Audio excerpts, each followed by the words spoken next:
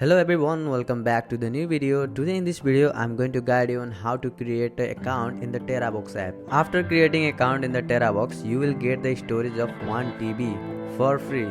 So let's start the video. First of all, launch the TeraBox app on your phone. If you haven't downloaded, then go to the Play Store or App Store, then search for the TeraBox and install it from there. After that, open the TeraBox app. And here you will see the three options: continue with Apple, continue with Google, continue with Facebook. Choose whatever you want to. Suppose I choose for the Google. Then if signing up with email, enter your email.